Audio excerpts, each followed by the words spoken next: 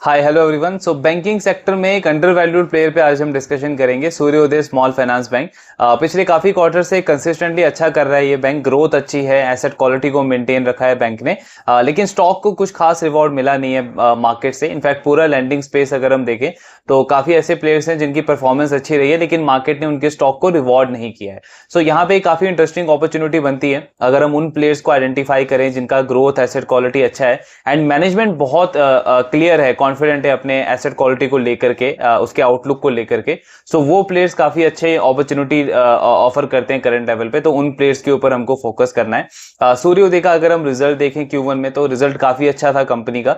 41-42% के आसपास का लोन बुक का ग्रोथ था, डिपॉजिट बुक भी 42% से ग्रो हुआ है। प्रॉफिटेबिलिटी के नंबर्स काफी अच्छे थे एंड मोस्ट इंपॉर्टेंटली इनका ग्रॉस एनपीए लगातार इंप्रूव हुआ है। 2.8% से 2.7% का ग्रॉस एनपीए आ गया है बैंक का, जैसा कि मैनेजमेंट ने गाइडेंस दिया था। सो Q1 में आप बैंक्स एनबीएफसीज दोनों स्पेसेस में देखोगे तो बहुत सारे प्लेयर्स हैं जिनका एनपीए बढ़ा है फर्स्ट क्वार्टर के अंदर, बिकॉज आपका इलेक्शन था, हीट वेव था, तो ये सारे बड़े चैलेंजेस थे। लेकिन वहां पे सूर्योदय बैंक ने अपने एनपीए को काफी अच्छे से कंट्रोल किया है एंड ये बहुत इंपॉर्टेंट ट्रेंड है, बिकॉज अगर ये ट्रेंड कंटिन्यू रहता है एंड ग्रोथ इस तरीके की रहती है बैंक की, सो डेफिनेटली एक बहुत सॉलिड री रेटिंग अपॉर्चुनिटी बनती है। बिकॉज इनका अगर आप प्राइस टू बुक देखोगे तो ऑलमोस्ट बुक वैल्यू के आसपास ये स्टॉक ट्रेड कर रहा है, तो वैल्यूएशन वाइज काफी सस्ता है अपने पीयर्स के कंपैरिजन में।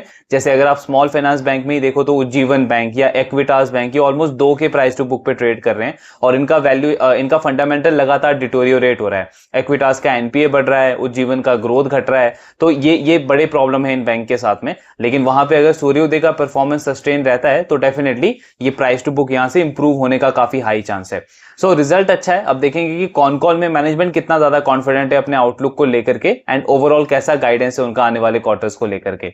सो मैनेजमेंट का कहना है कि ऑफकोर्स ग्रोथ के नंबर तो बहुत अच्छे रहे हैं, 42% का लोन बुक और डिपॉजिट बुक का ग्रोथ का नंबर रहा है। देन इनका विकास लोन एक प्रोडक्ट है इनका, माइक्रो फाइनेंसिंग के जो कस्टमर्स होते हैं उनमें अच्छी क्वालिटी कस्टमर्स को कंपनी इस सेगमेंट के अंदर लोन ऑफर करती है, जहां पे ये इंडिविजुअल लोन देते हैं। जैसे आप सीए ग्रामीण, अरमान फाइनेंशियल में भी देखते हो, तो आजकल हर एक माइक्रो फाइनेंस कंपनी इसी तरीके से कर रही है। सो ये वाला जो प्रोडक्ट है कंपनी के लिए 116% पे ग्रो हुआ है ऑन अ वाई बेसिस, तो इसमें ग्रोथ काफी अच्छी रही है। देन बैंक के रिजल्ट में एक थोड़ा सा प्रॉब्लम रहा है, इनका डिपॉजिट बुक का ग्रोथ तो अच्छा रहा है लेकिन कासा रेशियो जो होता है आपका, सस्ता डिपॉजिट जो बैंक के लिए होता है वो कम हो गया है बैंक के लिए, 20% से कम होकर के 17.7% के आसपास आ गया है। सो पूरे बैंकिंग सेक्टर में हम देख रहे हैं कि कासा रेशियो हर एक बैंक का कहीं ना कहीं इंपैक्ट हो रहा है, तो वो इंपैक्ट कहीं ना कहीं सूर्योदय को भी लेना पड़ा है Q1 के अंदर। लेकिन एक इंपॉर्टेंट अच्छी चीज क्या है इस बैंक के लिए कि इनके पास रिटेल डिपॉजिट की क्वालिटी बहुत अच्छी है। सो 79% इस बैंक के पास में जो डिपॉजिट है वो रिटेल कैटेगरी के अंदर है। मतलब इस बैंक की जो डिपेंडेंसी है बल्कि और होलसेल डिपॉजिट के ऊपर वो बहुत ज्यादा कम है। अगर इसी में आप इक्विटास को कंपेयर करोगे या उज्जीवन या फिर उत्कर्ष स्मॉल फाइनेंस बैंक को अगर हम कंपेयर करेंगे तो उनका जो रिटेल डिपॉजिट है वो 60-65% के रेंज में है। तो इस पैरामीटर पे सूर्योदय का काफी अच्छा परफॉर्मेंस है। ग्रैनुलर डिपॉजिट लगातार बैंक ग्रैब करता जा रहा है मार्केट से। देन 701 ब्रांचेस हैं टोटल बैंक के आज के टाइम पे। ग्रॉस एनपीए जैसे हमने डिस्कस किया कि लगातार इंप्रूव हो रहा है, 2.7% पे ग्रॉस एनपीए बैंक का। प्रोविजनिंग बहुत सॉलिड है सूर्योदय की, 84% के आसपास का इनका प्रोविजनिंग कवरेज रेशियो है और ये इन्होंने इस क्वार्टर में और ज्यादा बढ़ाया है, तो प्रोविजनिंग पे बहुत फोकस कर रहा है बैंक। देन प्रोविजनिंग के साथ में बैंक ने एक CGFMU जो गवर्नमेंट की स्कीम होती है, जिसमें अगर आप माइक्रो फाइनेंस कस्टमर को लोन देते हो एंड वहां पे लोन डिफॉल्ट करता है तो इस स्कीम के अंडर आपको उसका इंश्योर्ड मिलता है, मतलब वो रिकवरी मिलती है आपको, तो एक तरीके का इंश्योरेंस होता है ये। सो ये भी इन्होंने लिया हुआ है एंड बैंक को इस क्वार्टर में इस स्कीम के अंडर 32 करोड़ की रिकवरी हुई है। जो इनका एनपीए हो गया था उसमें 32 करोड़ की रिकवरी हुई है। देन प्रॉफिटेबिलिटी की ग्रोथ के नंबर बहुत सॉलिड हैं। नेट इंटरेस्ट इनकम बैंक का 31% पे ग्रो करा है और ईल्ड अगर आप देखोगे सूर्योदय बैंक की तो 20% के आसपास है, 20.1% का ईल्ड ये चार्ज करते हैं अपने कस्टमर्स को। बैंक का निम भी बहुत सॉलिड है, 10% के आसपास का निम है एंड आई थिंक पूरी बैंकिंग इंडस्ट्री में सबसे हाईएस्ट निम मेंटेन ऑपरेट करता है सूर्योदय बैंक। लेकिन ये निम इनका आने वाले क्वार्टर्स में और फाइनेंशियल ईयर में कम होगा, इस नंबर से लगातार कम होगा। क्यों होगा वो आगे हम डिस्कस करेंगे। बैंक कह रहा है कि कैपिटल एडिक्वेसी रेशियो हमारी बहुत अच्छी है, 27 के आसपास है। आरबीआई का गाइडलाइन है कि आपका 15% होना चाहिए, तो उस गाइडलाइन से बहुत ऊपर लेवल पे मेंटेन ऑपरेट कर रहा है सूर्योदय बैंक। सो बैंक कह रहा है कि इसलिए अभी नियर टर्म में हमको कोई रिक्वायरमेंट नहीं लगता कि फंड रेजिंग करने की हमको जरूरत है, बिकॉज एडिक्वेट कैपिटल है हमारे पास। देन इनका डीपीडी बकेट्स जो होते हैं आपके, नंबर ऑफ कस्टमर जिन्होंने एक ईएमआई मिस किया, 2 ईएमआई मिस किया, 31 to 90 डेज का जो डीपीडी बकेट होता है, तो इस बकेट में 50 बेसिस पॉइंट का इंक्रीज हुआ है। मतलब कुछ ऐसे कस्टमर्स हैं जिन्होंने एक या 2 ईएमआई अपनी मिस करी है। अब सूर्योदय का कहना है, इनके पास डेटा है बेसिकली, तो बैंक कह रहा है कि हमारे पास जो डेटा है वो ये कहता है कि नंबर ऑफ कस्टमर जिन्होंने अपनी एक ईएमआई मिस करी है, उसमें से ऑलमोस्ट 1/3 कस्टमर ऐसे होते हैं जो आगे चल के उनकी सेकंड ईएमआई भी मिस होती है, एंड उनमें से 40% ऐसे कस्टमर्स आगे चल के बनते हैं जो एनपीए में कन्वर्ट होते हैं। तो हमारा आज के टाइम पे फोकस ये है कि ये कस्टमर जिनका एक ईएमआई मिस हुआ है, इसको हम यहीं पे ग्रैब करें, यहीं से उनसे रिकवरी करें, एंड आगे इसके एनपीए को बनने को, एनपीए में कन्वर्ट होने को, इसको ओवरऑल कंट्रोल करें। देन बैंक का कहना है कि अब इसका रीजन क्या है कि ये 50 बेसिस पॉइंट का इंक्रीज हुआ है बकेट्स के अंदर, तो रीजन वही है जो बाकी हमारे पीयर्स को फेस करना पड़ा है, आपका इलेक्शन और हीट वेव, तो उसमें कहीं ना कहीं हमारी कलेक्शन एफिशिएंसी पे इंपैक्ट पड़ा है। बैंक कह रहा है कि ऑलमोस्ट हमारा 98% का कलेक्शन एफिशिएंसी का नंबर आया कम हो करके, जो कि 99% के आसपास होता था, तो उसकी वजह से ये कुछ बकेट्स में इंक्रीज हुआ है। लेकिन जुलाई का मंथ जो है वो काफी अच्छा रहा है कलेक्शन एफिशिएंसी के पॉइंट ऑफ व्यू से, तो हम कॉन्फिडेंट है कि आने वाले क्वार्टर्स में हम इसको ओवरऑल रिकवर कर लेंगे। बैंक कह रहा है कि प्रोविजनिंग कवरेज रेशियो हमारा 83% है और हमारा टारगेट है कि हम इसको इसी लेवल पे मेंटेन करेंगे, मतलब 80% के ऊपर के लेवल पे मेंटेन करेंगे, बिकॉज बैंक कह रहा है कि आरबीआई का भी एक तरीके से मैंडेट होता है कि आप 75% तक अपना प्रोविजनिंग रखिए, तो हम 80% के ऊपर अपने प्रोविजनिंग को मेंटेन रखना चाहते हैं। अब अगर इनका प्रोविजनिंग कवरेज रेशियो 80% 83% रहता है, तो एक एडवांटेज क्या है बैंक को कि कल को चल के अगर कोई एनपीए का प्रॉब्लम आता भी है तो बैंक उसको मैनेज कर सकता है एक लिमिट तक, तो इसलिए प्रोविजनिंग जो इन्होंने हाई रखी है ये बैंक के फेवर में काम करेगा। देन यूनिवर्सल बैंकिंग लाइसेंस के लिए इनका कहना है कि अभी हमारा मेन फोकस है एक स्ट्रॉन्ग स्मॉल फाइनेंस बैंक का प्लेटफॉर्म बिल्ड करने के ऊपर। देन उसके बाद ऑफ कोर्स इस फाइनेंशियल ईयर के बाद हम सोचेंगे कि हमको लाइसेंस के लिए अप्लाई करना है या नहीं करना है।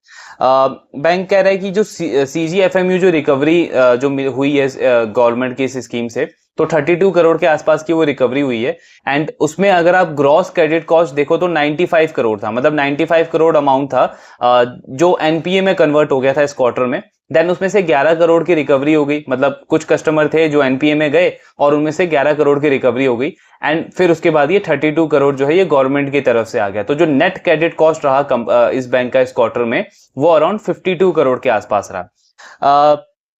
देन बैंक कह रहा है कि क्रेडिट कॉस्ट जो है वो इस बिजनेस में हम 2 से 3% का प्लान करके चलते हैं, जिस तरीके का ये मॉडल है, बिकॉज हाई रिस्क कस्टमर से हम डील करते हैं इसके अंदर। तो अगला 4 से 5 साल का बैंक बोल रहा है कि हम 2 से 3% का क्रेडिट कॉस्ट लेके अज्यूम कर रहे हैं इस बिजनेस में। देन एक और पॉइंट बैंक कह रहा है कि हमने एक थोड़ा सा डिफरेंट चीज किया है इंडस्ट्री के कंपेरिजन में। जैसे इंडस्ट्री में आप आज देख रहे हो कि बहुत सारे प्लेयर्स हैं जो इंडिविजुअल लोन के ऊपर फोकस कर रहे हैं, माइक्रो फाइनेंस से शिफ्ट करके, लेकिन हमने ये चीज 2-2.5 साल पहले ही करनी स्टार्ट कर दी थी। हमने 2-2.5 साल पहले ही अपने अच्छे क्वालिटी कस्टमर्स को इंडिविजुअल लोन ऑफर करना स्टार्ट कर दिया था, बिकॉज हमको एज ए लेंडर भी हमारे लिए थोड़ा सा ज्यादा कन्वीनियंट हो जाता है, क्योंकि बैंक कह रहा है कि हमारा ये मानना है कि जो ग्रुप लोन होता है, जो माइक्रो फाइनेंस लोन होता है, उसमें कहीं ना कहीं एक इन्फ्लुएंस होता है ग्रुप का बाकी लोगों के ऊपर। जैसे फॉर एग्जांपल अगर एक ग्रुप में 4-5 लोगों ने डिफॉल्ट किया तो जो बाकी के लोग हैं कहीं ना कहीं उनकी भी प्रायोरिटी चेंज हो जाती है, एंड थोड़ा सा वो कैजुअल लेते हैं लोन की रीपेमेंट को, तो वहां पे डिफॉल्ट का रेट थोड़ा सा बढ़ जाता है। लेकिन जब हम 1-to-1 डील कर रहे हैं कस्टमर से, तो हमारा ज्यादा अच्छा कंट्रोल होता है कस्टमर के ऊपर, उसके फाइनेंशियल्स के ऊपर, उसकी पर्सनल नीड्स के ऊपर, तो मॉनिटरिंग ज्यादा अच्छे से हो जाती है। इसलिए हमने 2-2.5 साल पहले ही अपने मॉडल को इंडिविजुअल फाइनेंसिंग के ऊपर आगे प्रोग्रेस करना स्टार्ट कर दिया था। देन बैंक कह रहा है कि अगेन वही कलेक्शन एफिशिएंसी थोड़ा बहुत इंपैक्ट हुआ है, लेकिन आने वाले क्वार्टर्स में ये नंबर हमारे इंप्रूव हो जाएंगे।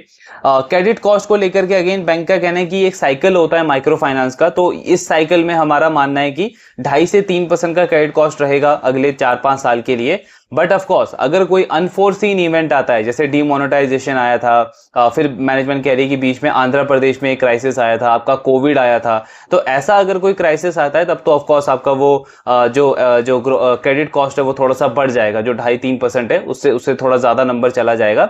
लेकिन उसको मिटिगेट करने के लिए बैंक कह रहा है कि हमने ये CGFMU स्कीम के लिए अप्लाई किया हुआ है कि कल को चल के अगर कोई ऐसी अनफोर्सीन इवेंट आता है तो इसको हम यहां से मैनेज कर सकते हैं ओवरऑल।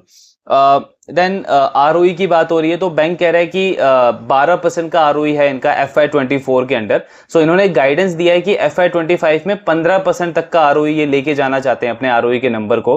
अब बैंक कह रहा है कि एज अ बैंकिंग इंस्टीट्यूशन पहला प्रायोरिटी हमारा इसी पे है कि हम अपने ROE को 15-16% पे लेके जाएं, उसके बाद कंसिस्टेंटली वो नंबर डिलीवर करें 15%, 16%, मतलब वो वन ऑफ ना हो कि एक क्वार्टर में आपका 15% आया देन वापस से आप 10-11% पे आ गए। तो पहले हम कंसिस्टेंटली 15-16% का ROE डिलीवर करना चाहते हैं, उसके बाद हम देखेंगे कि क्या वहां से हम 25 बेसिस पॉइंट या 50 बेसिस पॉइंट और इंप्रूव कर सकते हैं अपने ROE को। तो मतलब नियर फ्यूचर में बैंक कह रहा है कि अभी 18-19% का हमारा टारगेट नहीं है ROE का, 15% हम टारगेट कर रहे हैं। सो एक बार उस लेवल पे हम पहुंच जाएंगे देन धीरे धीरे हम इसको ग्रेजुअली और इंप्रूव करेंगे। प्लस एक और इसमें पॉइंट है कि क्योंकि ये बैंक धीरे धीरे सिक्योर्ड प्रोडक्ट्स की तरफ मूव कर रहा है, मतलब सिक्योर्ड लोन की तरफ मूव कर रहा है, तो उसमें इनका यील्ड कम हो जाएगा। तो यील्ड कम होगा तो उसका भी एक इंपैक्ट रहेगा ROE के ऊपर। लेकिन बैंक कह रहा है कि 15-16% हमको कंफर्टेबल लगता है, सो उस डायरेक्शन में डेफिनेटली हम मूव कर रहे हैं। देन फंड रेजिंग पे बैंक का कहना है कि अगला 1 से 1.5 साल हमको कोई नीड लगता नहीं है कि फंड रेजिंग करना पड़ेगा, एडिक्वेट कैपिटल है हमारे पास। कॉस्ट ऑफ फंड पे मैनेजमेंट का बोलना है कि 7.6 से 7.9% के बीच में कॉस्ट ऑफ फंड रहेगा इस फाइनेंशियल ईयर के अंदर।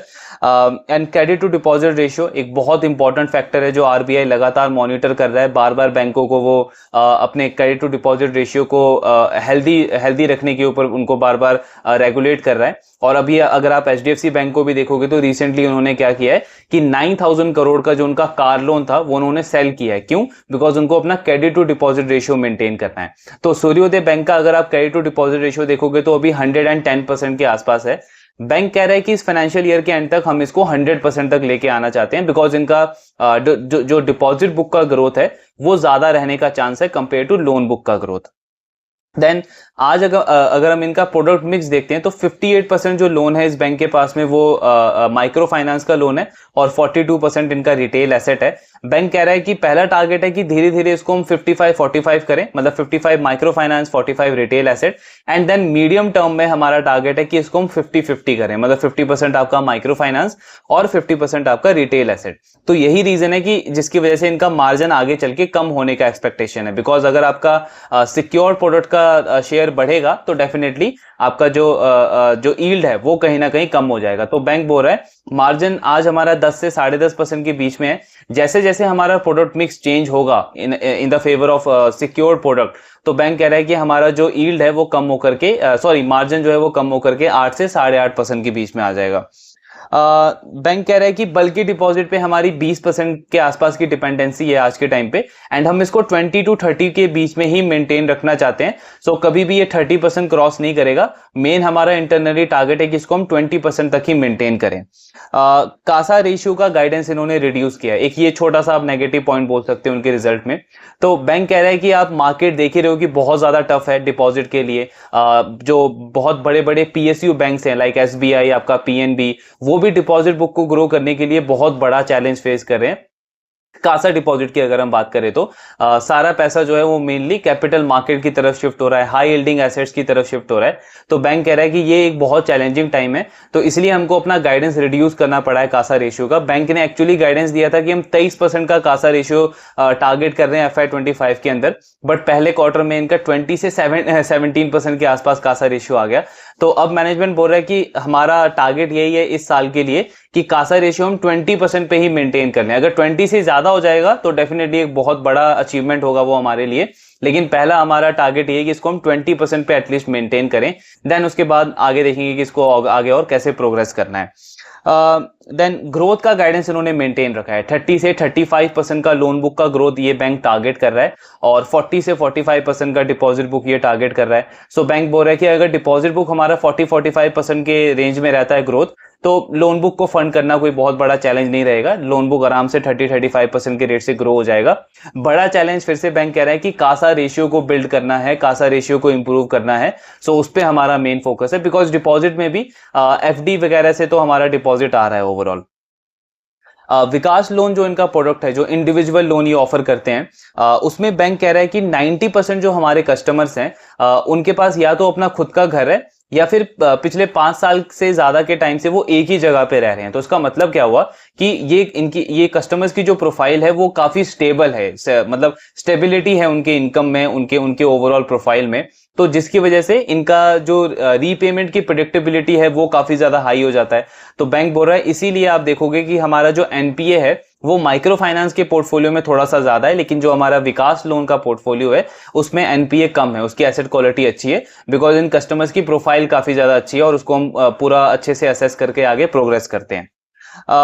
देन बैंक का कहना है कि मई का जो मंथ था वो इनका थोड़ा सा चैलेंजिंग था कलेक्शन एफिशिएंसी के पॉइंट ऑफ व्यू से। अप्रैल के कंपैरिजन में जून के एंड में थोड़ी सी इंप्रूवमेंट देखने को मिली और जुलाई और भी ज्यादा अच्छा रहा है। सो बैंक कह रहा है कि यही ट्रेंड हम एक्सपेक्ट कर रहे हैं कि आने वाले क्वार्टर्स में भी रहेगा, एंड जो थोड़ा बहुत बकेट में फॉल हुआ है उसको हम रिकवर कर लेंगे टाइमली। देन बैंक का कहना है कि जो थोड़ा बहुत पूरे सेक्टर के अंदर चल रहा है कि एनपीए बढ़ रहा है, क्रेडिट कॉस्ट बढ़ रहा है, तो उसका एग्जैक्ट रीजन क्या है ये हम भी जानना चाहते हैं। कहीं ना कहीं हमको भी लगता है कि ओवर लेवरेजिंग हुई है। अब ओवर लेवरेजिंग ऐसा नहीं है कि सिर्फ ऑर्गेनाइज प्लेयर से हुई है, बिकॉज ये हमको क्रेडिट ब्यूरो डेटा में नहीं दिख रहा है। तो बैंक क्या कह रहा है कि ऐसा भी एक चांस लग रहा है हमको कि कई ऐसे बोरोवर्स हैं जिन्होंने माइक्रो फाइनेंस कंपनी से तो लोन लिया ही है, प्लस उसके साथ में वो अपने लोकल एरिया में जो अनऑर्गेनाइज्ड लेंडर्स हैं वहां से भी उन्होंने लोन लिया है, बिकॉज वो क्रेडिट ब्यूरो डेटा में हमको शो नहीं हो रहा है। सो एक वो भी चांस है जहां से ओवर लेवरेजिंग हो रहा है। प्लस दूसरा एक चांस हमको ये भी लग रहा है कि कुछ ऐसे पर्टिकुलर एरियाज हैं, ज्योग्राफीज हैं, जहां पे थोड़ा बहुत स्ट्रेस देखने को मिल रहा है आज के टाइम पे। देन बैंक का कहना है कि अगर हमारे केस में कोई कस्टमर लोन रिपेमेंट में डिले करता है तो कोई बहुत बड़ा सीरियस कंसर्न नहीं है वो हमारे लिए, बिकॉज कस्टमर की प्रोफाइल इस तरीके की है कि थोड़ा बहुत डिले चलता है। लेकिन अगर वो कंसिस्टेंटली डिले करता है तब ऑफ कोर्स थोड़ा सा हम उसको सीरियसली मॉनिटर करते हैं, ट्रैकिंग करना स्टार्ट करते हैं। लेकिन एक थोड़ा बहुत डिले जो है वो नॉर्मल है इस कस्टमर प्रोफाइल के लिए। देन टिकट साइज की बात करें तो जो इनका इंडिविजुअल फाइनेंस वाला पोर्टफोलियो है उसमें बैंक 1 लाख से कम का टिकट साइज का लोन देती है, लेकिन ओवरऑल लोन जो है ये 1.5 लाख तक का ऑफर करते हैं। तो उसमें कस्टमर की जो रिक्वायरमेंट है वो अच्छे से फुलफिल कर पाती है बैंक। क्रेडिट कॉस्ट का बैंक कह रहा है कि इस साल हमारा 2.7 से 3% के आसपास का क्रेडिट कॉस्ट रहेगा। तो ये इनका क्रेडिट कॉस्ट का गाइडेंस है।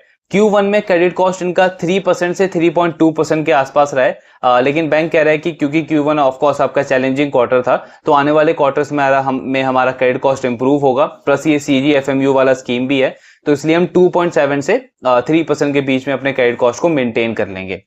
देन बैंक लास्टली कह रहा है कि जो हाईली अफेक्टेड एरियाज हैं, जैसे पंजाब में कुछ वो आपका जो लोन चुकाओ आंदोलन कुछ ऐसा चल रहा है, और भी कुछ एरियाज है जहां पे थोड़ा बहुत स्ट्रेस चल रहा है, तो उस एरियाज में हमारी वैसे भी प्रेजेंस नहीं है, तो इसलिए उतना ज्यादा हमको उसका इम्पैक्ट देखने को नहीं मिल रहा है। हमारी जिन एरियाज में प्रेजेंस है उनमें कुछ स्टेट्स में हमने थोड़ा बहुत इम्पैक्ट देखा है, जैसे राजस्थान में, यूपी में, उड़ीसा में। लेकिन बैंक कह रहा है कि ये स्टेट वाइड नहीं है, मतलब ऐसा नहीं है कि पूरे स्टेट में प्रॉब्लम है। हर एक स्टेट में पर्टिकुलर सिटी के कुछ डिस्ट्रिक्ट्स के अंदर लोकलाइज लेवल पे थोड़ा बहुत प्रॉब्लम हो रहा है। जैसे सीए ग्रामीण ने बोला था अपने कॉन कॉल में कि अब उन्होंने माइक्रो मैनेजिंग करना स्टार्ट कर दिया। मतलब क्या कि वो डिस्ट्रिक्ट लेवल पे डिसाइड कर रहे हैं कि हमको इंटरेस्ट रेट कितना चार्ज करना है कस्टमर को, अगर हमने 100 रुपए का लोन दिया है तो उसके अगेंस्ट में कितना प्रोविजनिंग करना है। बिकॉज ऐसा नहीं है कि पूरा एक स्टेट में प्रॉब्लम है, हर एक डिस्ट्रिक्ट में अलग तरीके का प्रॉब्लम चल रहा है, तो उसके अकॉर्डिंग बैंक और एनबीएफसी जो है वो डिसाइड कर रही है कि कितना लैंडिंग रेट और कितना प्रोविजनिंग इनको उसके लिए प्रोवाइड करना है ओवरऑल। तो ये पूरा कॉन कॉल एनालिसिस था सूर्योदय स्मॉल फाइनेंस बैंक का। ग्रोथ अच्छा है मैनेजमेंट का, अगर आप गाइडेंस भी सुनोगे तो कॉन्फिडेंट है मैनेजमेंट कि आने वाले क्वार्टर्स में जो थोड़ा बहुत बकेट बढ़ा है इनका उसको ये रिकवर कर लेंगे। एनपीए तो डेफिनेटली इंप्रूव हुआ ही है, और क्रेडिट कॉस्ट का गाइडेंस भी ठीक ठाक है, 2.7 से 3% के बीच का गाइडेंस दिया है मैनेजमेंट ने, और आरओई का एक अच्छा सॉलिड गाइडेंस है 15% के आसपास का, 12% से 15% का। तो वही पॉइंट है, अगर ये नंबर्स मेंटेन रहते हैं सो एक सॉलिड अपॉर्चुनिटी बनती है इसके री रेटिंग की, बिकॉज वही 1.10 के आसपास का इसका प्राइस टू बुक है, और अगर इनका आरओई 15% तक जाता है, आरओए इस बैंक का 2%, 2.5% तक जाता है, तो आप यूजली देखोगे कि लेंडिंग स्पेस में कोई भी लेंडर हो, चाहे वो बैंक हो या एनबीएफसी हो, अगर उसका आरओई 15% तक है, आरओई का नंबर अगर उसका 2% के आसपास है, तो यूजुअली मार्केट उसको 2 के प्राइस टू बुक के आसपास का वैल्यूएशन प्रोवाइड करता है, कंसिडरिंग अगर उसका एसेट क्वालिटी ग्रोथ वगैरह ठीक है। तो वो चांस बनता है स्टॉक का। ट्रैकिंग करना पड़ेगा, देखेंगे आने वाले क्वार्टर्स में कैसे इनके नंबर्स रहते हैं, एसेट क्वालिटी का कैसा नंबर रहता है। बाकी अच्छे डायरेक्शन में ओवरऑल ये बिजनेस मूव कर रहा है। एंड ऑफ कोर्स आपके जो भी डाउट्स हैं, please do let me know in the comment box. Thank you very much.